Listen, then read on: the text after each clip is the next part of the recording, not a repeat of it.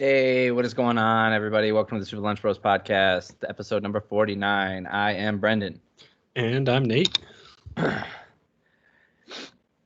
So, we just had UFC 260, big heavyweights fighting. And so, Francis Ngannou, TKOs, I guess it was a knockout. I mean, it was kind of, I guess... There's sometimes a little bit of a blurry line between what's a TKO and what's a knockout. Yeah, because he wasn't out on his feet. Like, he was kind of out when he fell backwards, but then, Herb let him hit him again. So technically, I think that counts as a TKO. It doesn't matter. He knocked out Stipe, right?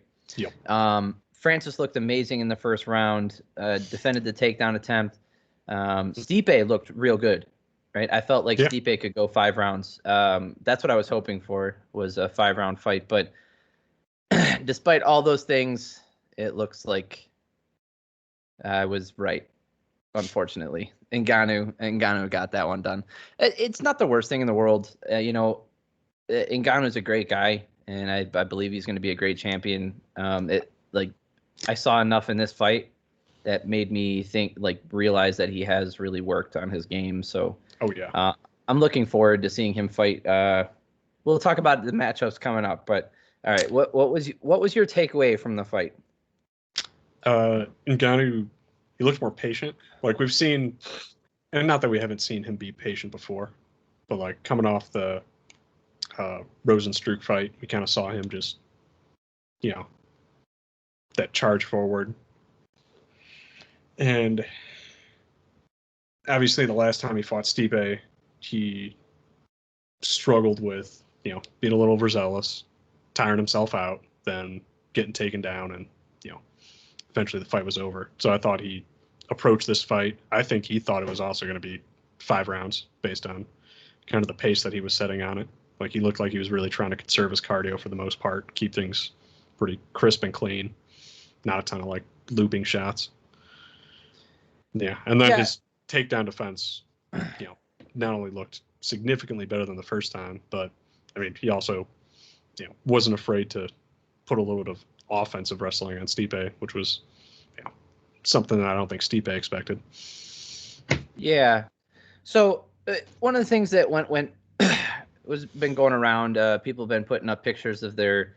I said it before this fight, win, lose, or draw. I think Stipe is one of, if not the greatest UFC heavyweight of all time. I think he's greatest UFC heavyweight of all time. I think he's one of, if not the greatest heavyweight of all time, right? And I didn't really explain why. And then this week, a lot of people were posting a lot of the Mount Rushmores, right? They were putting their heavyweight Mount Rushmore, and I think. First of all, in the picture, I don't know if it was MMA Junkie or if it was ESPN who posted the picture, but I've not seen this picture. They were just asking people, but in their Mount Rushmore they had Cain Velasquez, and that's a no. For a lot of reasons. That's a no. It's hard. That's a hard one. But here's my logic behind the Mount Rushmore, and I go to. Who is on Mount Rushmore, right? We have the first president. Okay, we have the president who brought the Union back together. Arguably one of the most important moments in United States history. We had the man who started the National Park Service, allowing Mount Rushmore to exist and be preserved for all time. I would call him the president that set the tone for the next century, because I felt like that's really what he did in terms of America's ability to project power. If you look at, previously, I mean, pretty much previous to the Spanish-American Civil War, America did not project power in almost any sort of fashion. But I'd say Teddy Roosevelt's kind of pivotal change was setting up America to be a country that can project power, and, successfully went into that role for the next century, even when sometimes it did not want to. And then you obviously have Teddy Roosevelt.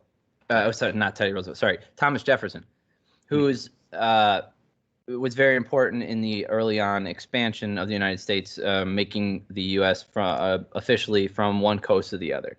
Okay, so you could go down the line and find other important things that presidents did, but let's just take those things. So, like, who would be the George Washington of heavyweights for you? So this is like the first real UFC heavyweight, that we would consider like opening up the heavyweight division.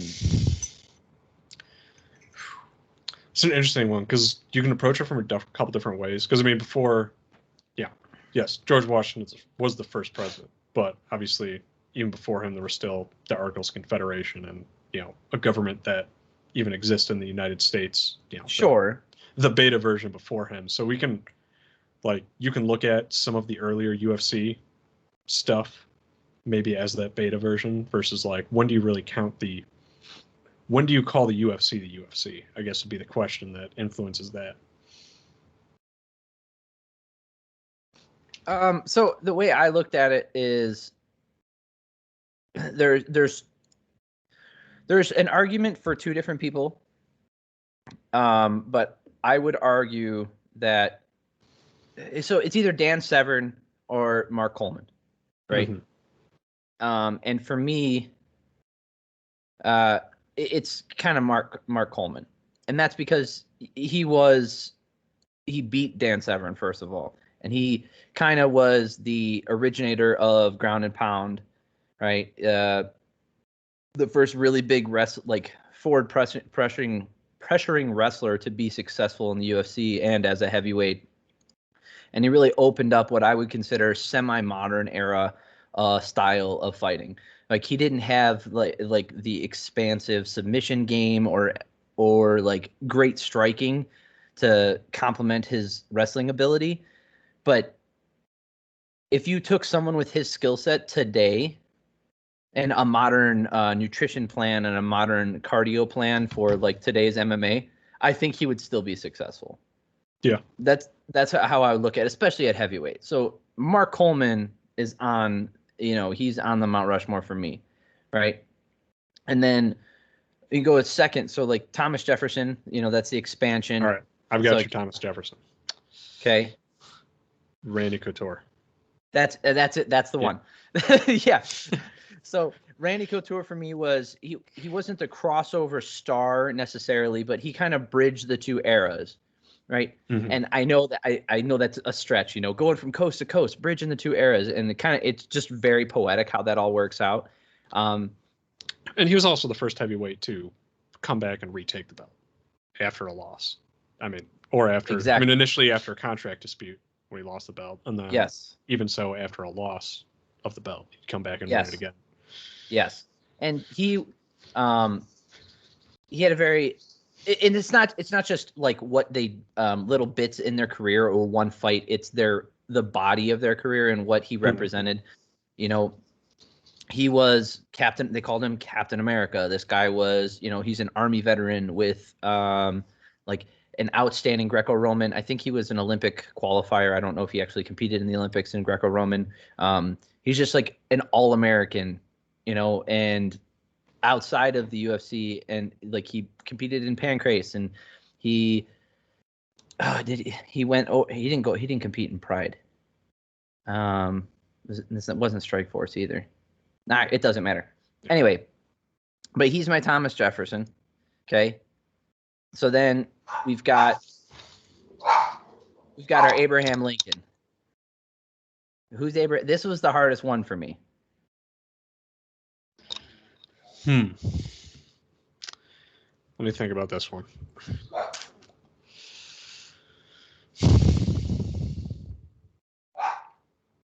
Because right now, the way I look at, hold on, I hate to say it, this might be where I put Cain Velasquez. Okay, so this is where I put Stipe. Okay.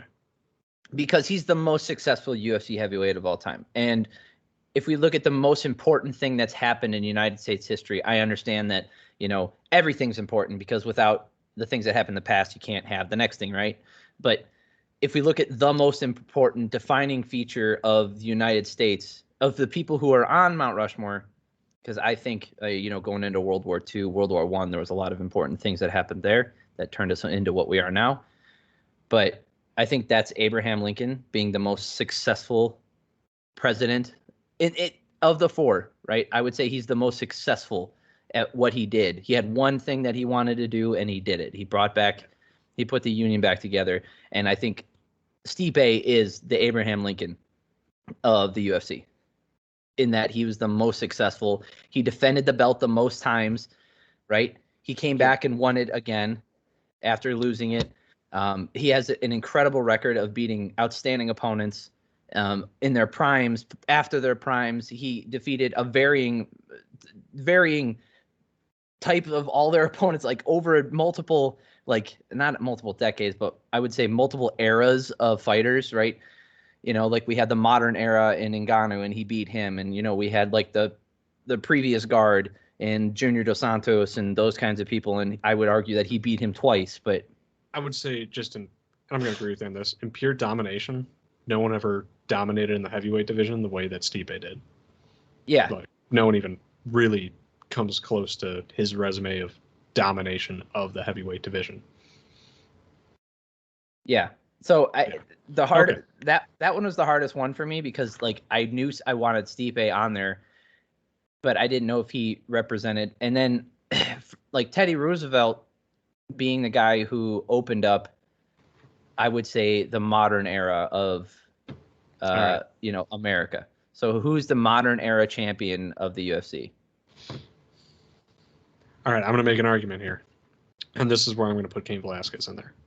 Because I would say Cain Velasquez was the transition from kind of the original, like, prototype UFC fighter to a different level of athleticism and a different level of skill set at the heavyweight division. Okay. And although he did not, and here's going to be my biggest Teddy Roosevelt comparison. Although he did not necessarily end up with as successful of a career as he could have had, he probably had one of the, obviously no one argues, some of the biggest talent in that division, and just a variety of factors kind of plagued against him from really getting to, showcase his full capabilities.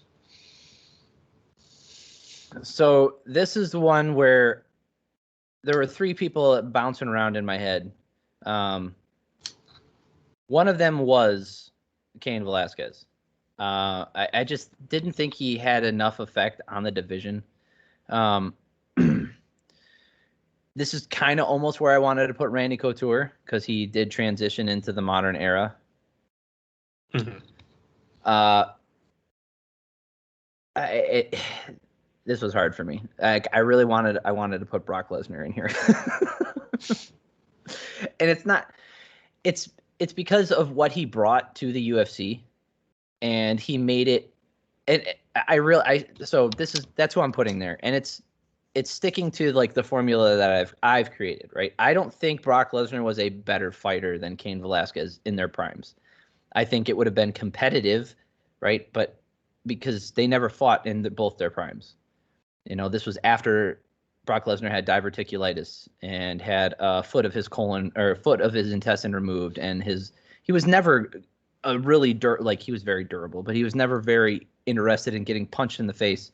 Nobody is, but he was very adverse to it for someone who's a professional fighter. His record isn't outstanding, but his rise to domination, his crossover success, his popularity, his bringing new fans into the sport, the amount of hype, everything that he brought into, I think Brock Lesnar officially started the modern era of the UFC. The money fights, the things that we might despise now, I think Brock Lesnar was the first guy to really bring that to the UFC. And that's what Teddy Roosevelt did. He opened up the door, to preserve natural parts of the United States and give us a glimpse of the old, but bringing the old back into the new. And Brock Lesnar did that for me, bringing the old fans in, but also leaving these like this legacy that I don't think anybody will ever. I don't think anybody in our lifetime is going to do what he did. I'm going to make an argument against my own point, because you said something that kind of clicked something in my head for that position. would we think of Cain Velasquez the same way if he didn't beat Brock Lesnar for the title? No. And then, like, as you were talking about that, I was thinking about, like, would most people, like, would Cain have even had the fame and name recognition that he ended up having if it weren't for Brock Lesnar? No. Yeah, and that's all right. I'm kind of getting swayed on that point. Yeah.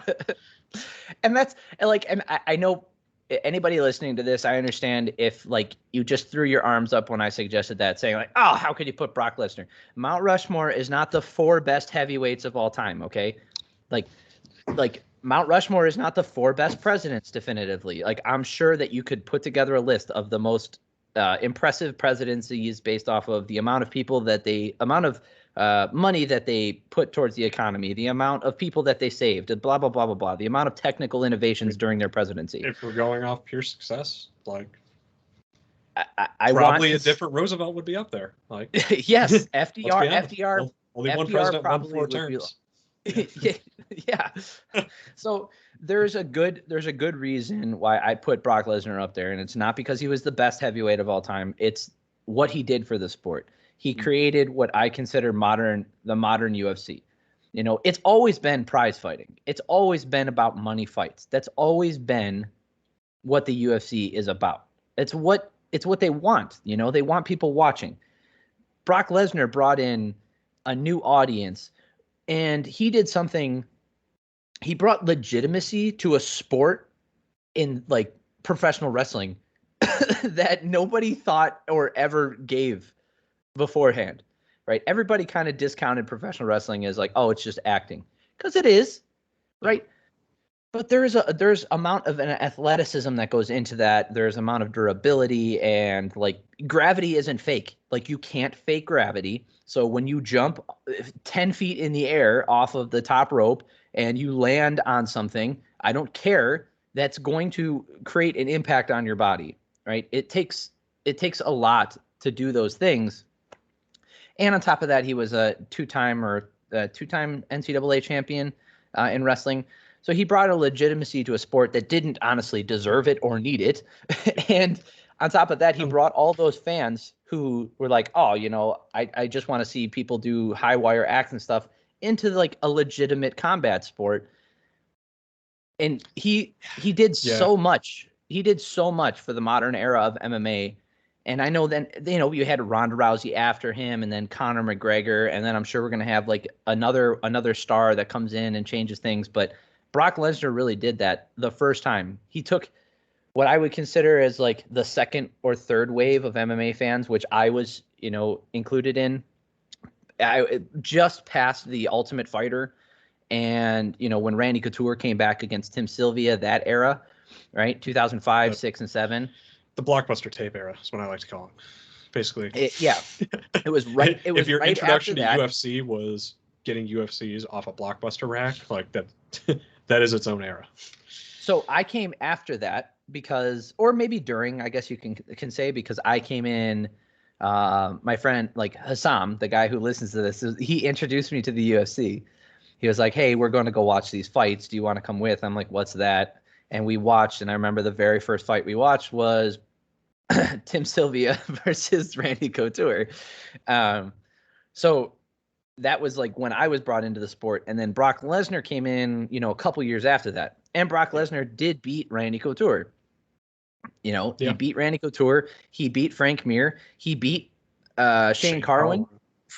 Like, he beat legitimate heavydiveights. I mean, he beat Crazy Horse. Good grief. Not Charles Crazy. No. He beat Mark Hunt in his comeback at UFC 200. You know, Brock Lesnar gets a lot of hate and a lot of credit, and I don't think people really give him the legitimacy he deserves, because he was kind of a show. You know, he brought this big personality to the UFC, brought this pomp and circumstance. He also brought his absolutely unbelievable fucking, you know, say what you will about PEDUs. Like, he brought its unbelievable fucking genetic, just as a human being, he's an unbelievable person to see in the ring because you see the absolute size and stature of him, but then he was also just explosive. Like the speed at which he could move across the ring, like the speed at which he could go into a takedown, like,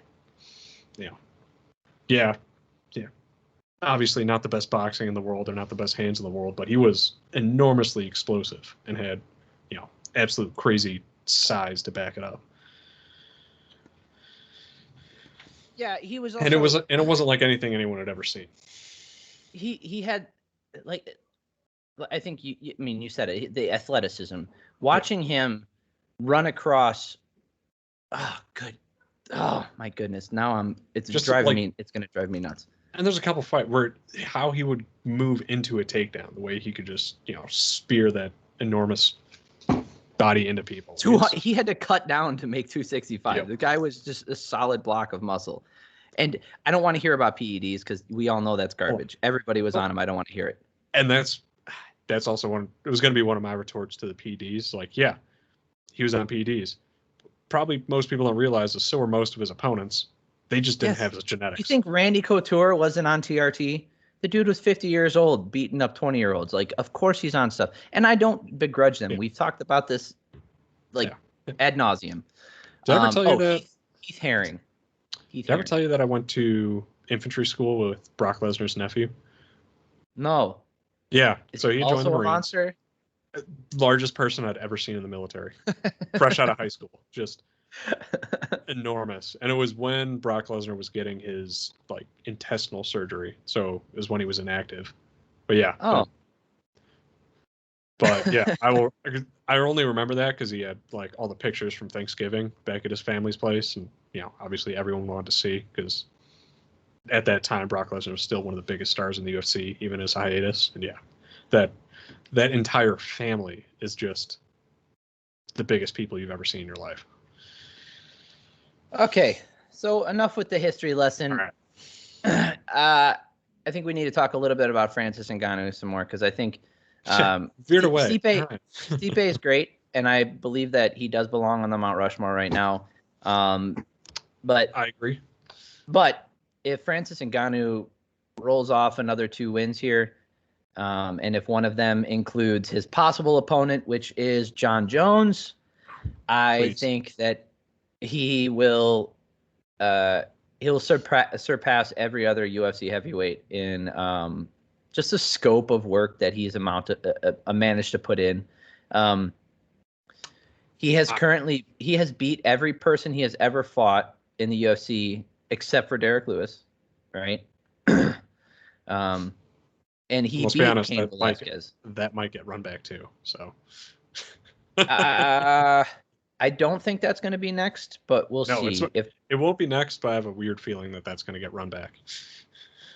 So Francis looked amazing, and up next, if I had it my way, and I knew that Stipe wanted another fight in the UFC, I would give him a title, a rematch.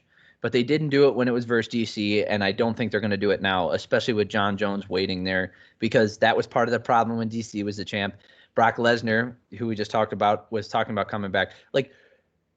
For those of you guys who don't know, that's how much of a hold Brock Lesnar had on the MMA community and pay-per-view sales.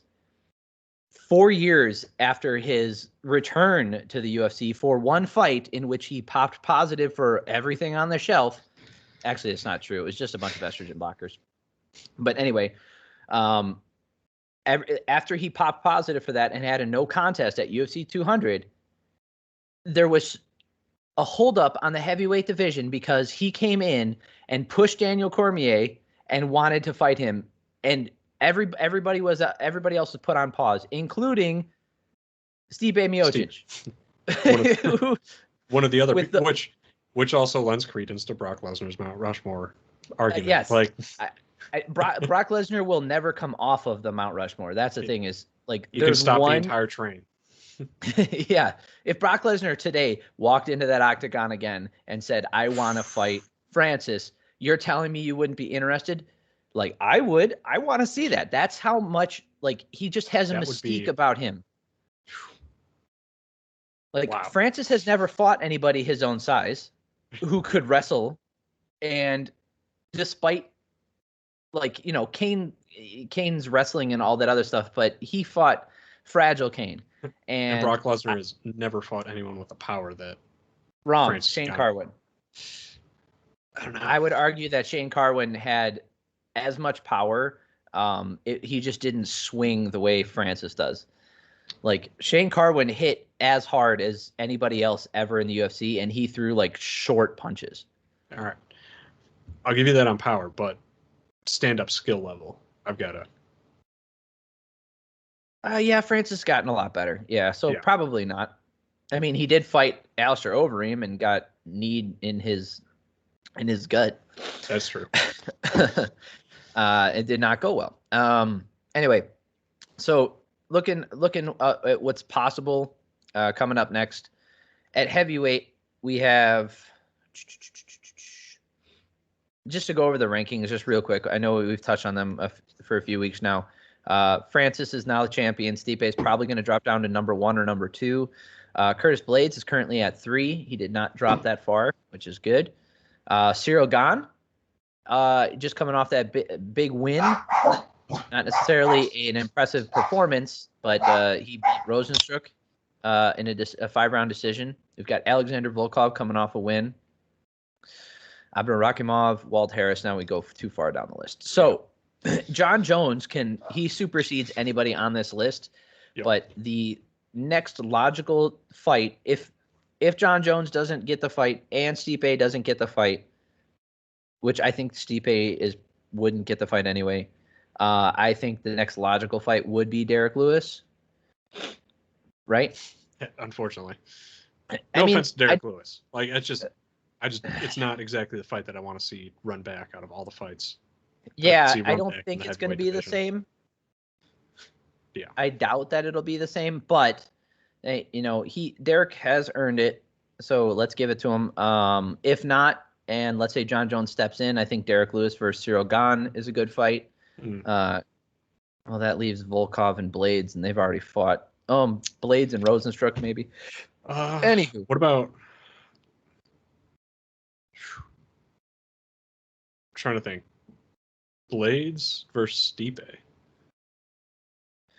Oh yeah, honestly, so now we can finally get that fight that I wanted to see. Does Blades is his wrestling ability enough to? Like honestly, I'm more interested in that just for legacy wise because I want to see what would have happened. Could Curtis Blades have been the champion? That's what I want to know because if he beats Stipe in a convincing fashion, I'll chin things because I think Stipe has just taken way too much damage. From Francis, the first Francis fight, the first DC fight, both subsequent DC fights, he's just taken a lot of damage. And he took a lot of punches that would have put most people on the planet out from Francis, including the one that started the fight ending sequence that it wasn't a jab. It was a lead shovel jab almost. Like it was like upwards. And that punch with the follow-up ones, man, like it still didn't put him out. Stipe is just something else. He really is. Yeah. I wish he got more respect. Like I know he's been getting more as of late, but just who he is as a human being a fireman and all those things. He wasn't a flashy individual, and there wasn't a lot of promotion behind him in terms of storyline or from the UFC. Like Francis Ngannou is going to have. I mean, it sucks to say it's going to be better for the UFC heavyweight division with him as champion because I think there's going to be more outside attention paid to the UFC heavyweight division with Ngannou there. It's going to draw more eyeballs, especially the him versus John Jones fight. Like I think he's going to ignite a little bit more of a fire, even though Stipe was, to an MMA purist, such a dominant champion. He just didn't, he didn't draw the eyeballs. Real quick, before we get off of the Stipe train, I just want to go over some of the people that he beat. His first fight in the UFC was back in 2011 against Joey Beltran. He won a decision. Knocked out Philip DeFries. Shane Del Rosario. knocked him out. And then he got knocked out by Stefan Struve, which is interesting. He beat Roy Nelson, Gabriel Gonzaga, Fabio Maldonado, lost a BS decision to Junior Dos Santos. I will call that one BS. That is not a loss. Yep. He beat the shit out of Mark Hunt, landing at the time the most strikes in a heavyweight fight. Knocks out Andrei Arlovsky, knocks out Verdum, knocks out Overeem, knocks out Santos, beats Francis Ngannou when Ngannou was on the train, got caught by DC, then knocks DC out, and then beats DC in a rematch in a 5-round decision, right? Mm-hmm. Anybody who looks at that record and can argue that he's not one of the best, if not the best heavyweight of all time, is like fucking high. Like, he beat the best of the best. And his record is just riddled with Hall of Famers and record setters. The only one absent from that list, or the only two I would say, are Brock Lesnar and Cain Velasquez, who would have fought at the same time that he was kind of fighting, and he probably could have fought to maybe cement his legacy a little bit more. Man, but that would have been an interesting fight, him versus Brock Lesnar. Yeah, I think Brock was. I don't think Brock wins that fight. Nope. No. Yeah, that's just why it would have been interesting to see. The how that you get to the end of that fight would have been fascinating. Maybe boring, but very fascinating. Yes. So UFC title picture. Francis is probably going to fight John Jones. Maybe Derek Lewis. The problem is Curtis Blades will. I don't know if he'll ever get a title shot now. That'll be rough. How big do you want John Jones to be before he fights Stipe? That's an interesting question. So I think he's clocking in. You mean so there was some Francis? Instagram post. No, John Jones. How big do you want him to be? Before he fights Francis. That's what I meant, Francis. Yeah. Oh, okay, good. Yeah. I think he should fight at like 235. Because I saw some post on Instagram where he said he was clocking in at 240 right now, or 245. Yeah, I would lean out. You want him to lean out a little bit? I would. There's no reason for him to be that heavy. Like, his game is not dependent on strength. Never has been. It's all about fight IQ, and defense. Yeah. So speed is important for him, but that's kind of gone down. His offense has declined in the past 5 years. It's really going to be about fight IQ and outthinking Francis and making him do things that he doesn't want to do. So being 235 or being 245, that means I don't think that makes a big difference. As long as he's comfortable, as long as he can maintain his cardio, and as long as he can move relatively fast, especially faster than Francis, then I think that's what's important. It's not about strength. Here's a weird thing. Is there a place for John Jones in the heavyweight Mount Rushmore?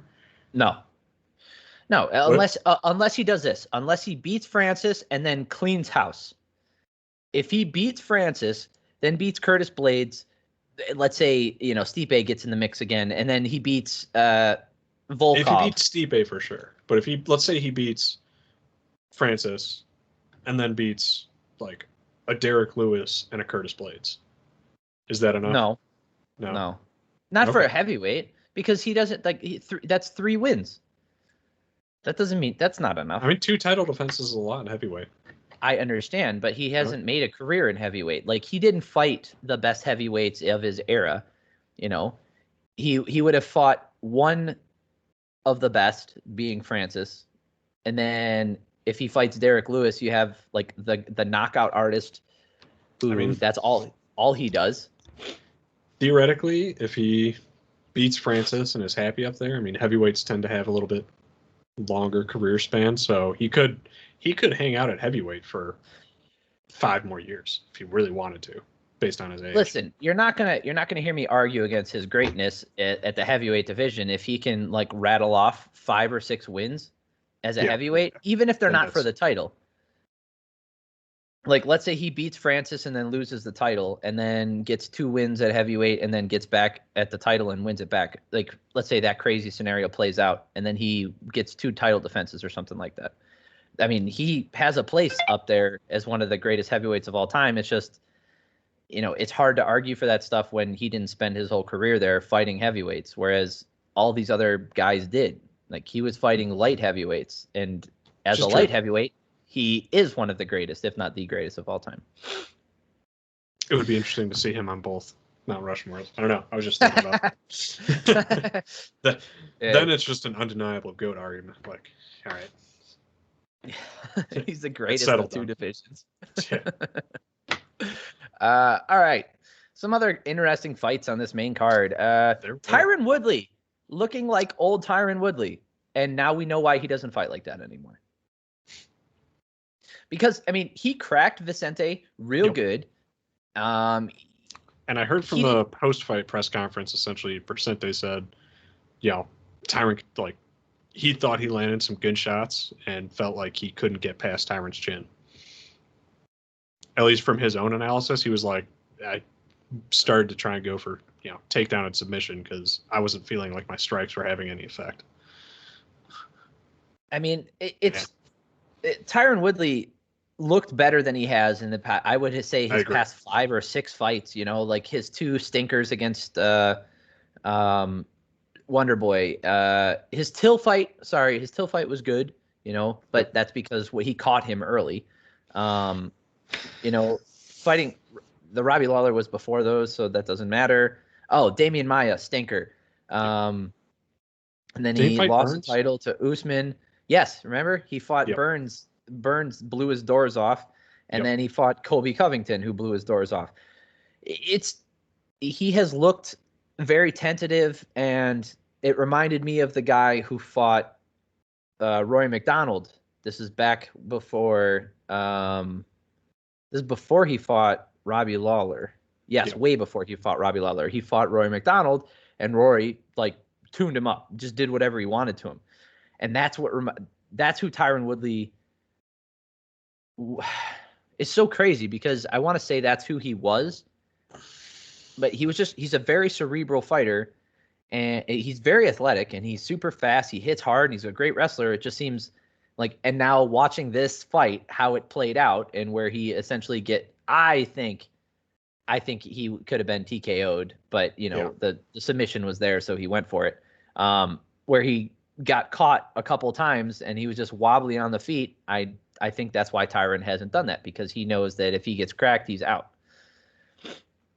Yeah, and has he posted anything about retirement? Because I feel like I know he has other stuff outside the UFC. Like, it's not, even when he was champ, it wasn't necessarily, he was starting to dip his toe into other things. And I would say his heart definitely seemed like it was more in this fight than some of his previous fights, but I feel like if he was going to do it, you might as well just pull the trigger and move on. I mean, if he can do this, I think if he can put on some exciting fights and be kind of like a gatekeeper at welterweight, I think he's fine. If he keeps putting on stinkers where he wants to be really cerebral and he's not getting the wins, that's a problem. See, if you're a cerebral fighter and patient and you don't take a lot of damage and you win, now you can, point your career in whatever direction you want to. The problem is if you're a cerebral fighter who's putting on boring fights and you don't win, now all of a sudden, you have no future in the UFC because you don't get a lot of wiggle room if you're not excited. Yeah, you're providing zero of what the UFC wants. No excitement, not winning, and on top of that, he has a history of disagreeing with the UFC and not playing ball. And the UFC is not one for discourse and dissent. So this just makes my argument stronger because I think that Tyron Woodley, it could have been a lot more competitive with his last 4 opponents. Like him fighting Colby like that, I think it would have been more competitive. I think him fighting Gilbert, I think him fighting Usman like that, I think they all would have been a lot more competitive. But how do you get that person? I guess the big question is, can that person reliably get to the ring?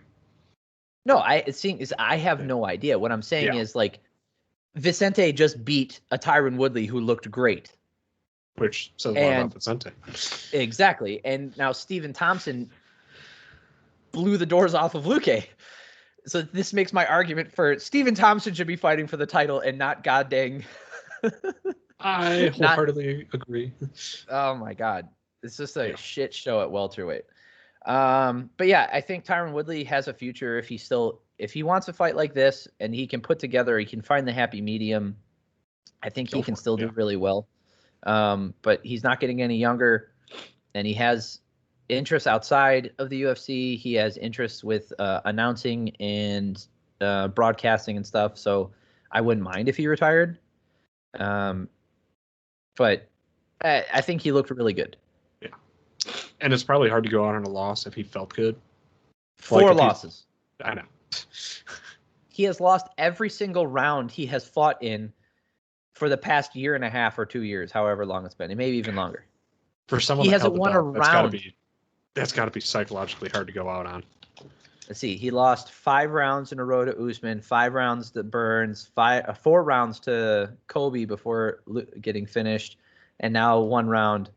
So 20 rounds, 17 rounds in a row or 16 rounds in a row or whatever. Yeah. Like that's rough. And he lost a lot of rounds as champ too. So that's true. He went 50-50 with you could argue the he Wonderboy lost. fights. You could argue he almost lost more rounds than he won as champ, despite all his defenses. Well, because the Till fight ended fast, so yeah. It'd be close. It'd be like 50-50. Because of the draws and split decisions. And yes. Yeah, so he was 50-50 with those 2.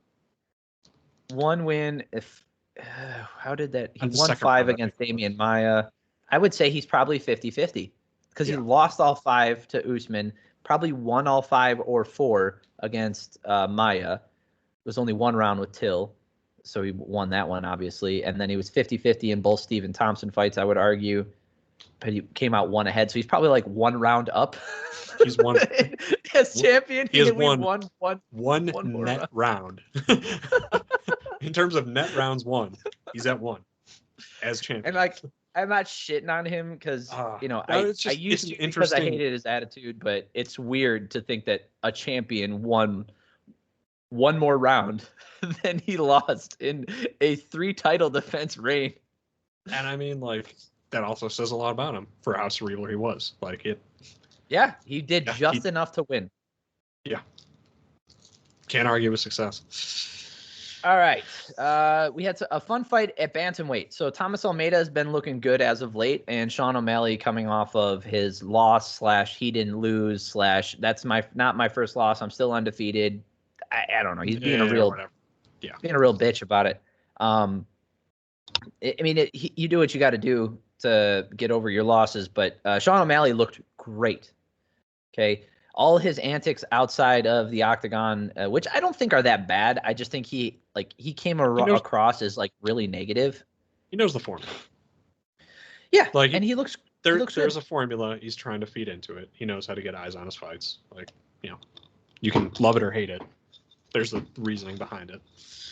Yeah. And during the fight, so early in the first round, midway through the first round, I believe, he caught Almeida with a left high kick, shin to the chin, right? They were moving in, and it was Almeida ducked to the right and caught the left leg right to the chin, which rocked him a little bit. And then O'Malley landed a big left hook that got around his guard and put him down on his ass. And then Almeida sat there for a second. O'Malley backed away, and then Almeida, they didn't stop. They didn't call the fight. So I just explained all that because that was all they talked about for the 3 fucking rounds that they fought. They're like, oh man, what a mistake Sean O'Malley made. Oh, what a mistake. Oh, he's looking great out here. But could you imagine what would have happened if he would have finished him early? By the way, he knocked Almeida out in the 3rd round with 1 minute and 8 seconds left. So he still got the knockout. It's just, It was one of those times where I was baffled by what the announcers locked onto and what they were talking about. And it was DC of all people. He was like, oh, this is going to be a learning experience because, he could have finished him in 1 round and you don't want to take damage. It's like, fine. I'm actually not mad at it, and I've thought this for a long time. And yeah, he thought it was a walkout. Like, he thought it might be a walk-off knockout, which he's had in the past. But I'm not mad at not following someone to the ground if that's not your game. Like, if you have the stand-up skill set that I'm fine. Yeah. Yeah, if you have the stand-up skill set that O'Malley does, and you get what could turn into a TKO or could turn into you scrambling on the ground, like we've seen stand-up fighters try and finish off a fight, go to the ground, and end up gassing themselves out, versus keeping it calm and collective and keeping the game on the feet. Like, I know that's not necessarily what he did, but I'm not mad at the decision not to follow someone to the ground. Absolutely. I'm not begrudging O'Malley here. What I'm criticizing the announcers for like talking about it the way they did, because I don't think it was a mistake to try and walk off, because here's the other deal. You can't get a walk-off knockout if you don't stop the pursuit. Okay? Yeah. If you land a big shot and walk away, if they are slightly wobbled, we've seen it in the past, the ref will wave it off.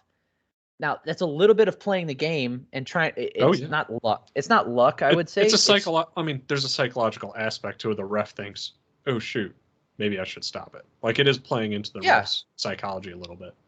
And a lot of those times, it's like Mark Hunt is famous for the walk-off, right? He came from kickboxing, and, you don't attack them when they're on the ground, so you punch and walk away. But in MMA, he was famous for the walk-off knockout, and he would do that a lot. He would just punch someone, they would go down, and he would just walk away. I mean, he did. I think one of the last ones was Frank Mir. I remember he hit Frank Mir freaking hard and then didn't follow him down, even though Frank Mir was conscious. Like, I think it might have been Herb Dean who waved off the fight. There's got to be a word for the opposite of a flop, because that's kind of what it is. It's like the polar opposite of a flop. Yeah. Yeah, it's an anti-flop. It's a walk-off knockout. You're using your confidence of the situation to sell the ref that this is over. Oh, you don't want to stop the fight? Well, I do. It's over. Go look at him again. Yeah, see, I'm not going over there. He's done. Cool. And like, it's one of those things where, like, again, in the past couple of weeks, I have not criticized, but I prefer having that one last punch, because somebody recently mentioned to me, like, oh, there was a lot of late stoppages, like that last punch that he landed on Almeida, he didn't need to land, and that punch from Ngannou that he didn't need to land, and I get what you're trying to say, but that last punch is, like, I think that's the perfect stoppage. I really do. I think it's the picture perfect stoppage, because it's a definitive end to a fight. There's no question about whether or not he's okay. There's no question of whether or not he's coming back. There's no extra damage being done. Because there is a question too, if you didn't do that last punch, and Stipe gets up and gets hit in the head for 2 more rounds and then gets knocked out anyway. All right, he took more damage than if he just had that last punch on the ground and the ref sealed it. Like, right.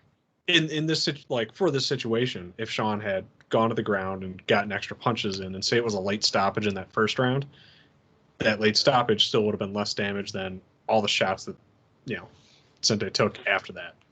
Sure. Until the next knockout. Like, the way I described it a couple weeks ago was,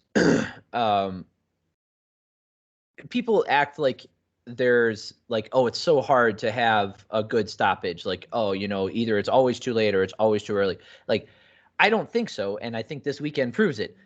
You get close to the action. I know Herb Dean is getting a lot of shit lately for not being close enough. I get it. You guys all just need to back off. Like, I think he's still doing a great job. You guys are just highlighting the one. Have you ever done it? Have you ever reffed anything? It is. It's a battle against nothing but criticism. I think he's doing a great job, and, like, if the worst thing he does is let the people take one extra punch, I side with that over the Mark Goddard version of, oh, this guy got hit really hard. There was a few weeks ago, somebody got hit really hard. It was a women's fight, and someone got hit really hard, and they waved the fight off immediately. And I was baffled, Or like, yeah, she was probably going to lose, but Or stopping an armbar when someone hasn't tapped. Yeah, it's like we have rules in place. Like let the situation play out, and then if you deem it irresponsible to let the fight continue, then go for it. But in this situation, we are still fighting. This is still MMA. Like, people are going to take damage. This is what that's called the hurting game. I don't want to say it 1,000 more times, but I'm probably going to. Like, people get hurt. That's the point. One more punch, ending the fight officially. Like, because nobody after the fight was like, oh, that was an early stoppage. No. Oh, and there's not a bunch of people claiming Herb Dean didn't do his job. So what does that tell me? That tells me Herb Dean did a perfect job. Like, that's what I'm saying. Is like, there's not a cry for his license, and there's not a cry that, oh, Stipe got robbed. Nope. That means Herb Dean did his job. Yeah. The same with the Thomas Almeida fight and Sean O'Malley. I think, that one extra punch, because he tried the walk-off again, and then he went a little bit, and then he goes in for the extra punch. I thought that was okay. It's fine with me. Hey, if it gets the fight stops, that's what you got to go for. Yeah. All right. Yeah, I think in terms of criticism, ultimately, I would rather have a fight stopped, or I'd rather have a fight stopped late than early. And I'm not saying like just sit there and, let a guy bounce his head off the mat for 20, 30 seconds. I'm just saying, there's something way more uneasy and uncomfortable, and there's something about a fight getting stopped early where you rob the fighter on the ground of the opportunity to defend or the opportunity to turn it around the way that we've seen it, versus when a fight is stopped too late, it's over. It's definitively over. And I was just arguing I would much rather have a fight stopped too late than too early. But, yeah, and like that. Because if it's too late, it's over. There's not a feeling of a fighter getting robbed, like you were saying. When it's too early, there's always that thought, because of how many fights you've seen someone come back and win from a situation where they could have been stopped, of that fighter still had a chance. We don't have to talk about it. Like, we can just say Frankie Edgar versus Gray Maynard, all their fights. Yep. Like, that fight could have been stopped. Gray Maynard could have been the champion. Yep. End of it. But it wasn't, and Shane Frankie Carwin Edgar beat Brock Lesnar. Exactly. Still has in many people's books. All right. So, fight before that, Jillian Robertson versus Miranda Maverick. Mm-hmm. I don't know why this was on the main card. I'm not criticizing these women. It's just there were other fights that I thought could have taken the place on the main card. I don't know why they were there. It was okay. Maverick looked all right. It's just the 3-round decision. Jamie Malarkey knocking out Kama Worthy. 46 seconds into the first round. Yep. Yeah, that was pretty cool. Here's a good one. So the main fight on the prelims, right? The featured fight.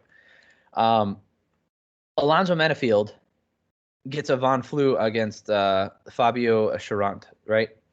And first of all, Alonzo played that perfect, got the Von Flue. He's only the 4th person ever in the UFC to get a Von Flue, and I thought that was great.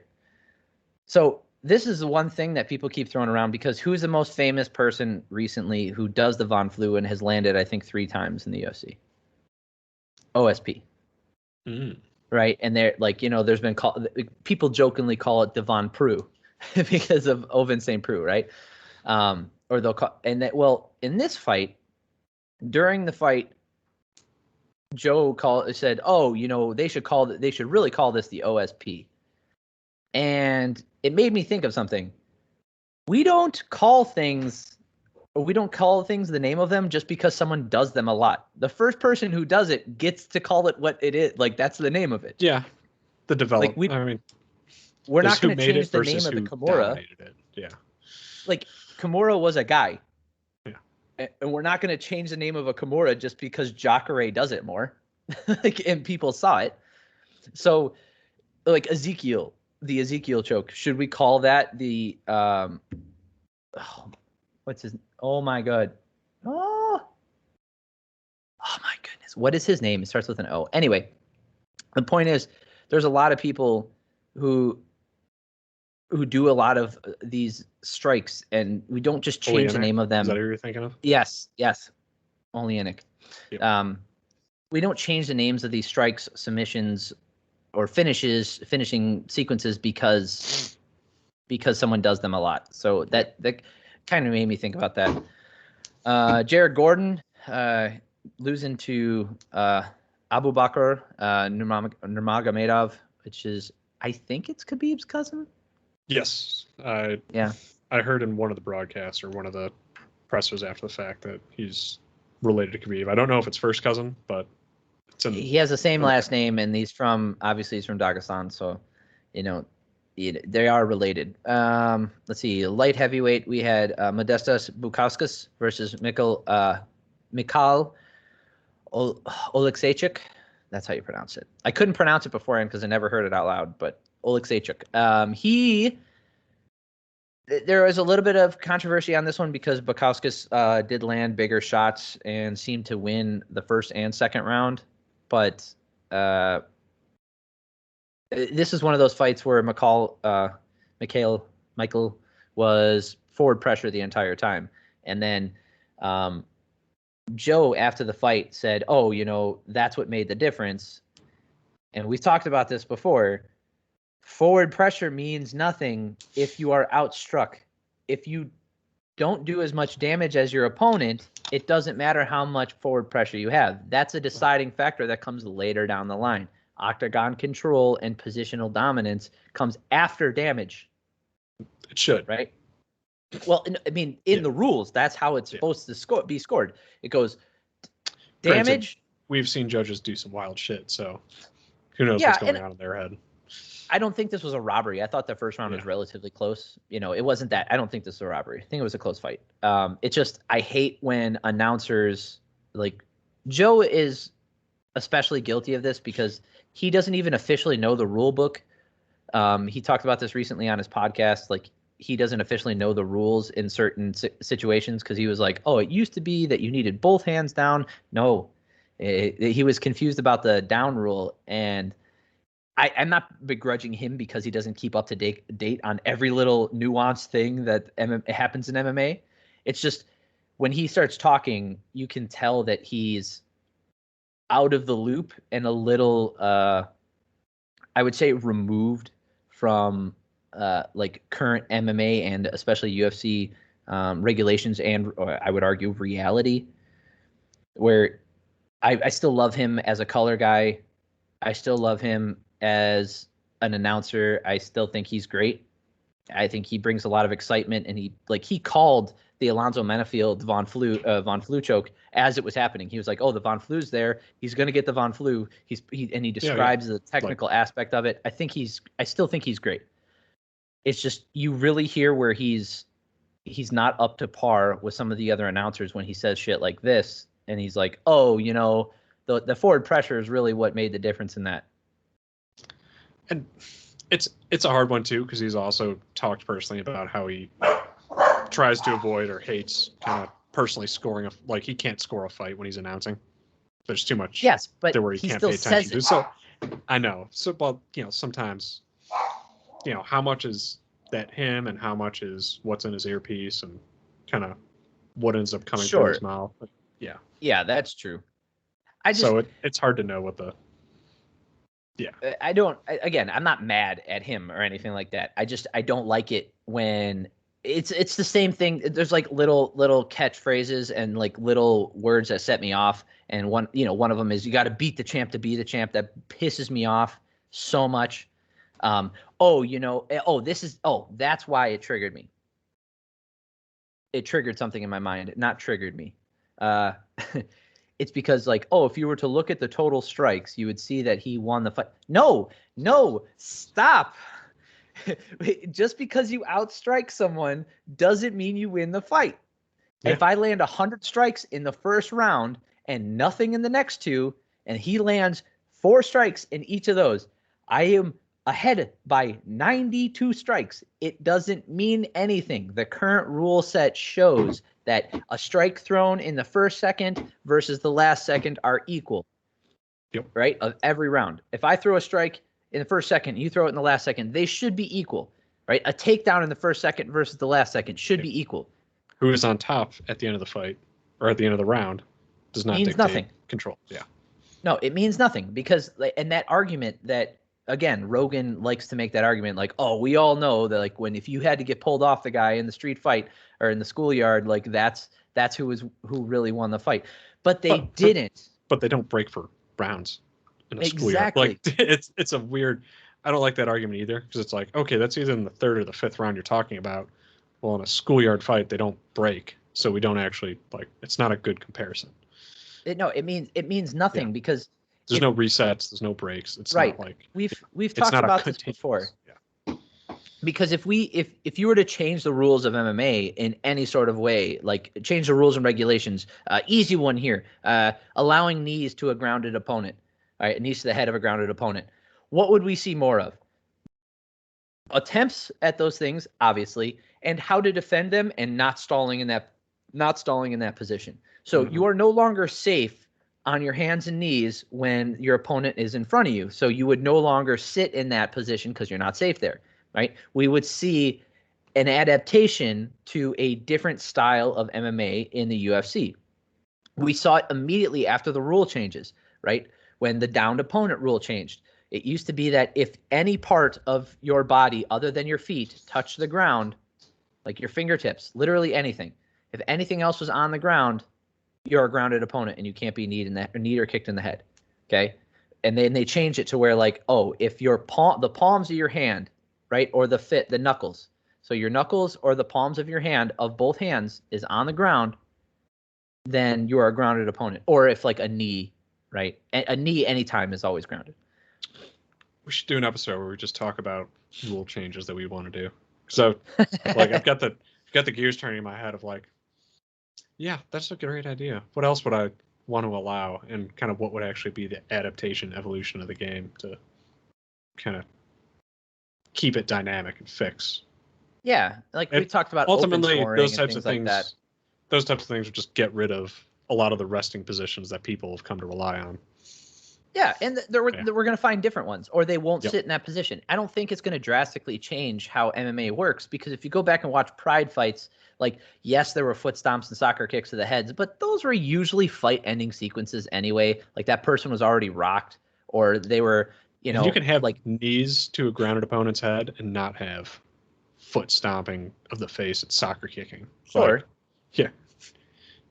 There's a more sensible way to approach the rules without allowing for so much. But Pride did not allow elbows. They didn't allow elbows to the face. And because they felt like it was just it just caused cuts, and they didn't want cuts.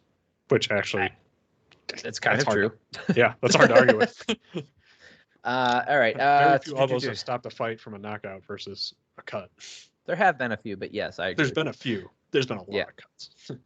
Shane Young lost to Omar Morales. It was a weird, kind of a it was an all right fight. Anyway, nothing in that one. All right, so let's get to next weekend here. April 10th. That's not next weekend. It's not. That's definitely not next weekend. 2 weeks. So we could talk about that one later then. We'll do that next week. Maybe next week we'll do rule changes and stuff, and we'll do a preview of this one. Heck yeah. Cool. So yeah, as it stands right now, I am a little disappointed because I wanted Miocic to win. But like his career being what it is already, I don't think it takes away from what he's done at all. I don't think it does either. I don't think it pushes him off Mount Rushmore. I don't think it, I don't think it's a knock on what he's accomplished. No. And there's no point in Stipe's career where anybody can look at that and say, oh, well, he got lucky, or he got the favorable matchup, or, oh, he got the easy way out. Like, he had to grind his way to being recognized. He had to fight tooth and nail to win fights. He had to do everything in his power to fight the promotional There was